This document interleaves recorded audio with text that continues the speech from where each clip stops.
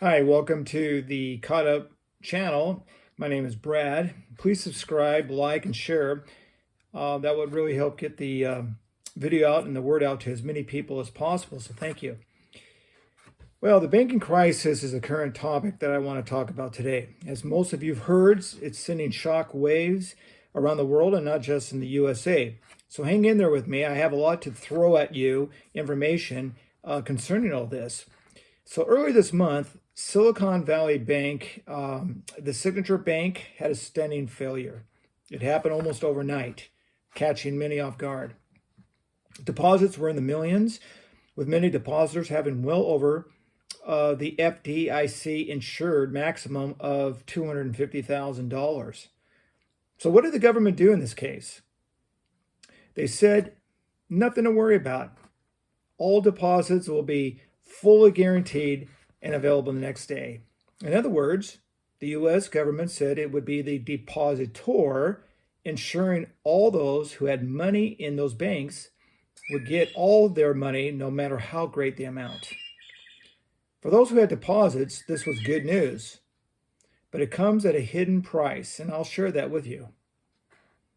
Why is it that the government wants to do this? Some will say, well, to ensure that citizens don't panic. Others will say that maybe they have to do this, otherwise we'll have a total financial collapse in the industry. Well, those are true reasons, I believe, and I think that could happen. However, I believe that this was planned out, and it has been for years. Why is that? Control through fear. Now, just hear me out on this, please. The ultimate end game for the government is to have full control over all we do. And perhaps you see that even today. And this is not just in the U.S., but it's the ultimate end game for the World Economic Forum, to usher in a one world government that has full autonomy over everyone. And the best way for this to happen is for a financial collapse with a government rescue. This is what you're seeing right now with this banking crisis. A collapse, then fear, then a government rescue. And this rescue will be in the form of CBDCs, central banking digital currency. Last March, perhaps you remember, President Biden signed an executive order establishing a first ever federal strategy on cryptocurrencies. Then last November of last year, 2022, several U.S. financial institutions said they would participate in a trial to test the feasibility of a digital dollar. Some of these banks you're going to recognize: Citibank, MasterCard Bank, U.S. Bank, Wells Fargo, major banks in the U.S. And don't you find it interesting that these bank failures have occurred since the signing of that executive order? Now, some will just say, oh, Brad, it's just a coincidence. I'm not so sure. I'll wait to see, okay? And it's not just the U.S. that's interested in digital currency. Executive board member Fabio Pandetta of the European Central Bank, the ECB, he published a blog in which she said that regulation and taxation are not enough to sufficiently address the shortcomings of crypto. She says, or she sees the need of preserving the role of central bank money, CBDCs, as the anchor of the payment system. Then you have the Indian central bank governor, and I'm not quite sure how to pronounce his name, so I'm going to give it a try, but it's Shaktikanta Das, called for the ban of crypto, desiring CBDCs as the answer. Private crypto assets like Bitcoin, BTC, would cause the next financial crisis and should be banned as they carry a huge inherent risk. He goes on to say that India should embrace CBDCs over crypto, as it would reduce the need to print paper currency and help, quote, fast track international transactions. Okay, now think about the latest financial crisis. First, it was FDX, the collapse of FDX in early November of last year. You probably recall that was all in the news, all over the news. Then just this month, March 2023, we see the failures of the Silicon Valley Bank and the Signature Bank. Now, once again, we see the government coming to the rescue. Yes, sir. Here's the Prince Charming riding in on a white horse to save the day for the financial institution, the financial health. CBCs, anyone? And many will applaud. But as I said in the beginning of this video, this rescue plan comes with a hidden price. And what is that price? That price is called control. And CBDCs is just the answer to gaining control. So let me give you a quick review over this. A quick review of the differences between cryptocurrencies and CBDCs, or digital currencies. Cryptocurrencies, like Bitcoin, things like that, they use a decentralized network. So you, in this case, think no accountability. FTX was a good example of cryptocurrencies, no accountability. You saw what happened, and really what happened. People just lost money, just gone, right? And there was no accountability. Now, a central bank digital currency, on the other hand, is they use what's called blockchain technology, and it's entirely centralized. So think, in this case, accountability, control, knowledge of where every dollar you spend goes. And also, when you think of CBDCs, please think of this: no privacy. Full control, no privacy. It's a question. Will people go, let's just call ourselves in America. I'm not going to think about the other people in the world right now, but in America, will people in America go for CBDCs and give government full control over them? The answer, you betcha. Why? Fear. It's a strong, strong motivator to get people to respond and to comply.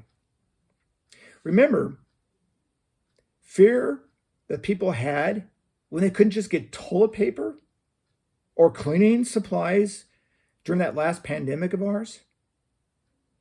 That fear was nothing compared to the fear that people will have if they can't get to their money, if they lose their finances, if they lose all the money in the bank. One last thing. Have you heard about the Fed Now? That's what it's called, Fed Now, F-E-D, capital N-O-W. The Fed Now payment system that will be rolled out this July this year. Google it if you want to know more information about it. So what does this program do exactly? Well, it's supposed to help speed up the way money, digital money, moves around the world. It's supposed to enable financial institutions of every size and in every community across the U.S.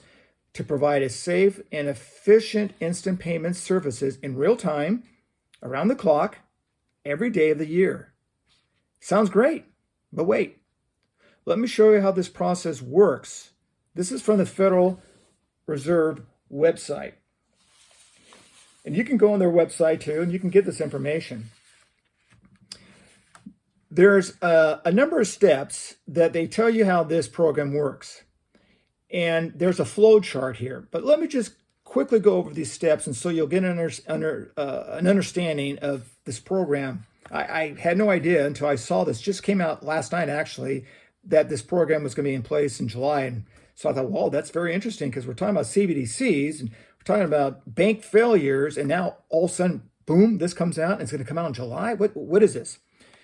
Well, it works like this. You're a sender, I'm a sender, we have money.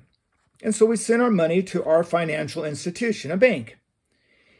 Then this bank, our financial institution, they'll send a message to what's called the Fed Now service.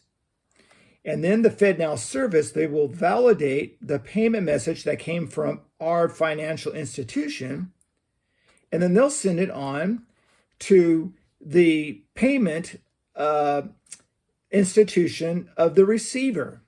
So at this point, the receiver's financial institution will have the opportunity to confirm or deny that it maintains the specific amount.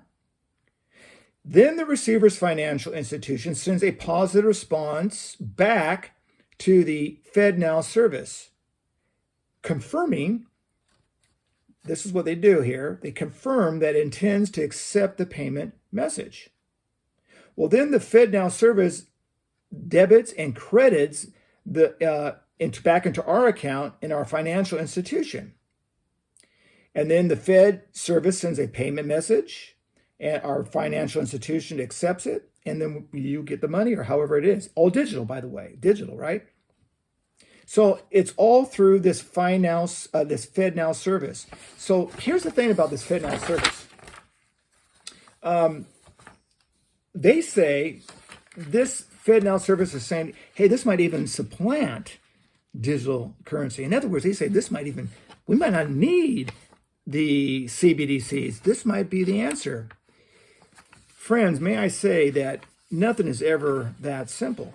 And when the federal government starts on, remember what President Biden signed back in March.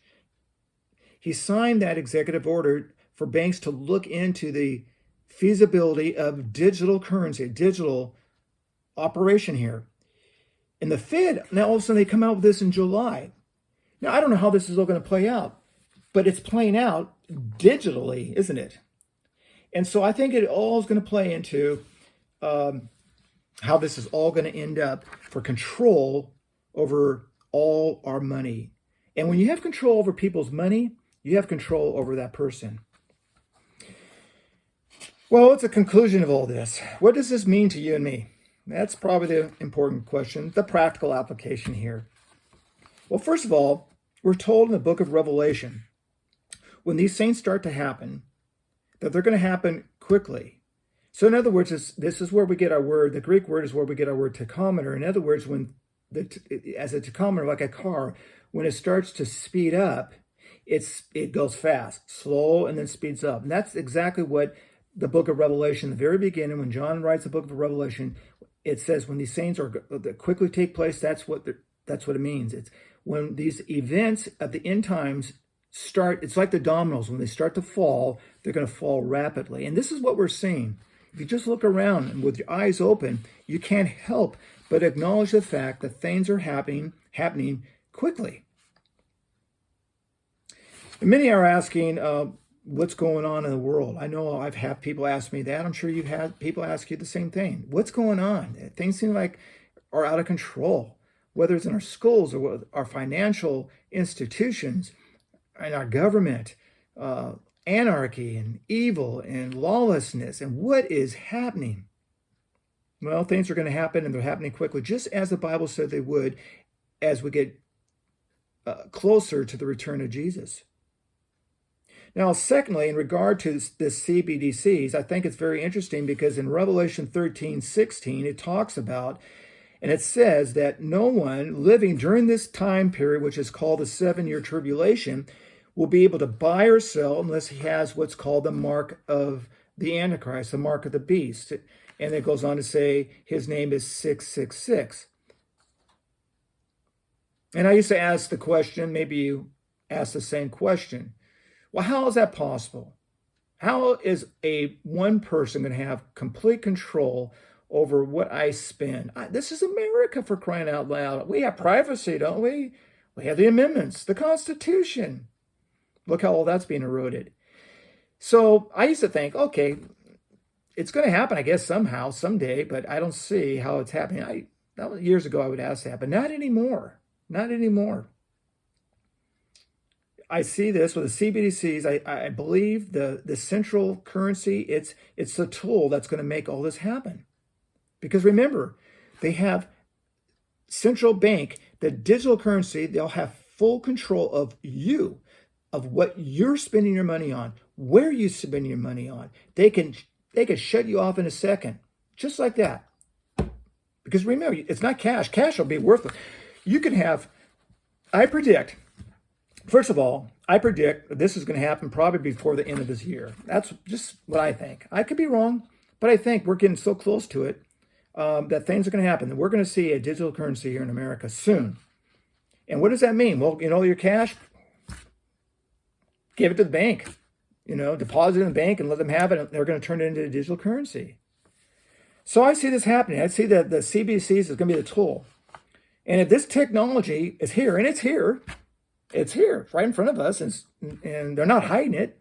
If this technology is here, which it is, and the rapid direction in which we are going to this technology, then how much closer are we to the coming of Jesus for his church? We call that the rapture. We're just right around the corner, I believe.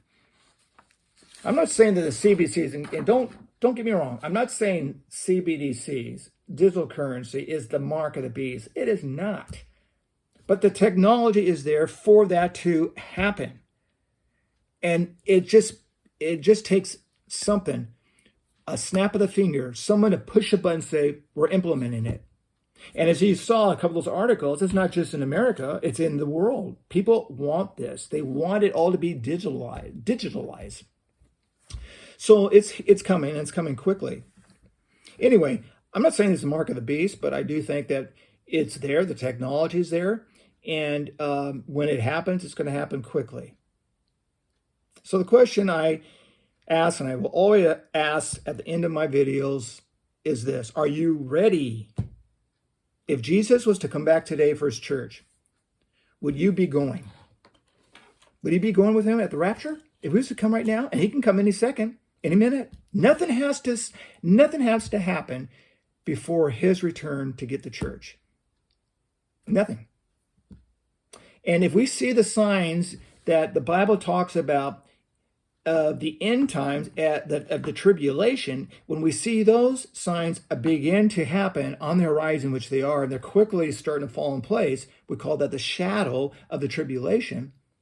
And if the church will be raptured, the church is the believers in Jesus Christ. If Jesus comes back, and I believe he will come back before the tribulation, we call that the rapture. And if we see the signs of the tribulation, the shadows happening, wow, how much closer, how close are we to hearing that trumpet sound, hearing the voice of that archangel, hearing Jesus say, come on up here, guys. It's time to go home. Remember, guys, this is not our home. For all believers in Jesus Christ, this is not our home. We're just passing through. Our home is in heaven. And boy, do I look forward to being there. Well, anyway, I hope you're ready. If you're not, why not? Today is the day of salvation. Don't wait. You do not want to go through the 7-year tribulation. Read the book of Revelation. You'll get an understanding of why you do not want to go through that time period. And you don't have to. Give your life to Jesus. Call upon his name. Ask him to forgive your sins. And he'll do that in the minute you ask him. He will. He'll come into your life, forgive all your sins, and cleanse you, make you a whole new person. Romans 10:13 says, for everyone who calls upon the name of the Lord will be saved. Not maybe, not I think. No. You call upon the name of the Lord, you will be saved. Well, Michelle and I would love to hear from you. I would love to hear your comments, and I would really ask that you leave some comments on this video. And if you want me to share your comments on my next video, I sure will be happy to. Just let me know if you don't. Please subscribe and like this video. It's the only way it gets out to others.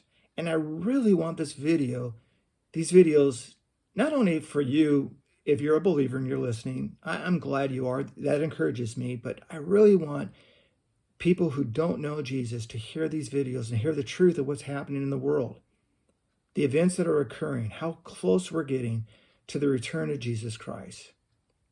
So anyway, thank you guys. Thanks for listening.